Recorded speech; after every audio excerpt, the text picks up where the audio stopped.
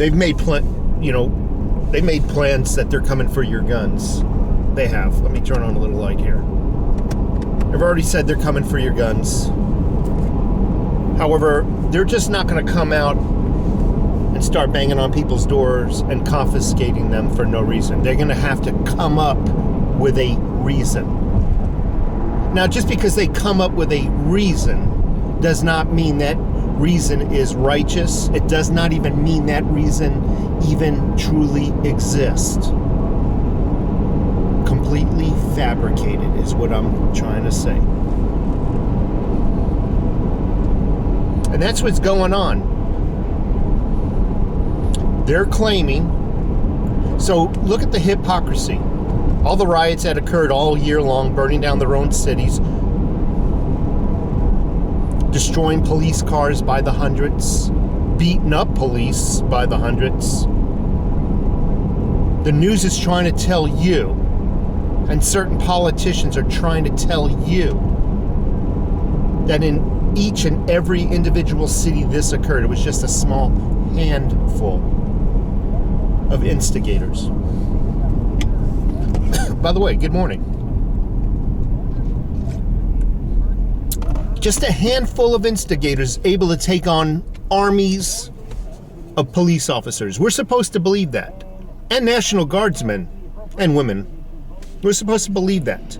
Yet, when virtually the same thing happened just a few days ago at the Capitol building, instantly, hypocrisy, they blame the multi-thousands of people who were there.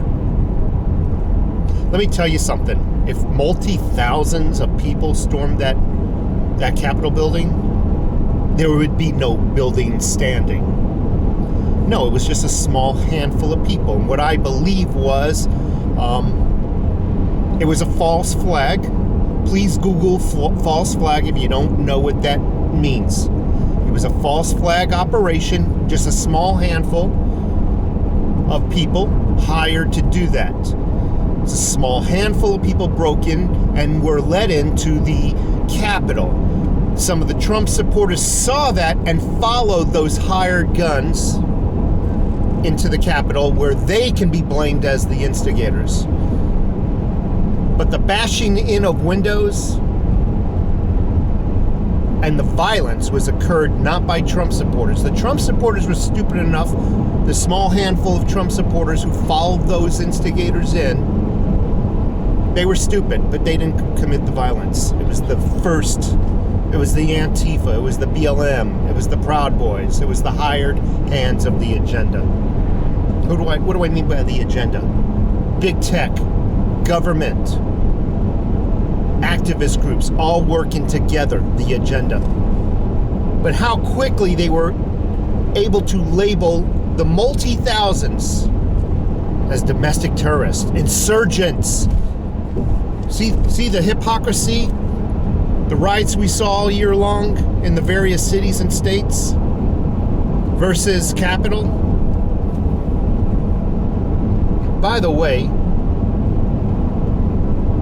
how could it be Trump's fault on the day of his speech in front of that large crowd when they had information? Capitol Police, FBI, local state police and city police, I should say city police, had information this was going to occur a week in advance. They knew it a week in advance. So how could, if it was preordained, if it was pre-planned, how could it be Trump's fault? That's something the news ain't covering either. Anyway, getting back to guns.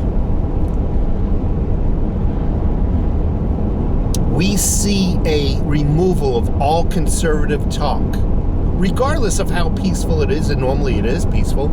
We're not the ones that are insulting each other and calling each other's mothers a bad word on the comment boards and whatnot. Due to inciting violence, insurgent talk of insurgent, domestic terrorism, all the platforms are removing all of conservative speech. which is the peaceful speech, by the way. And again, it goes back to what I said before. They need to come up with a reason, regardless of if it's true or fabricated, and it is fabricated. They're removing YouTube, Google, Twitter, who else? Facebook. That's just to name a few. They're removing all conservative speech, anything to do with God, country, guns, election, some of those words. We're removing it based on a fabricated reason that this is all domestic terrorist talk. This is how they're communicating amongst each other. Oh my God. But how quick they are to blame. And this is just going to blossom into what I believe is a unanimous agreement that all conservative speech is insightful. Therefore, you got to come take your guns. And it'll also be, not only it'll be because it's domestic terrorists, because they have to scare you into relinquishing your guns. You'll be scared into releasing them. Yeah, all the shootings that are going on. Wow. I mean, it'll be a freaking armed robbery, and they'll blame it on domestic terrorism. Trust me, they'll need to have a reason to come get your guns. And it'll all be on, down the road, domestic terrorism. And no matter, just like COVID, no matter what you go into the hospital for, you're coming out with a piece of paper saying you had COVID. So no matter what crime now you commit, it's domestic terrorist. You robbed a Circle K, domestic terrorism. Mark my words, it's coming.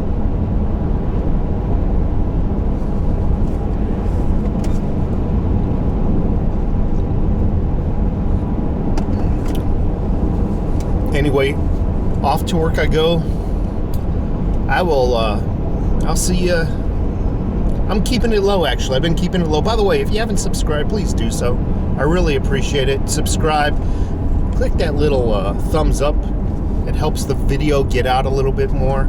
And hit the bell icon, by the way.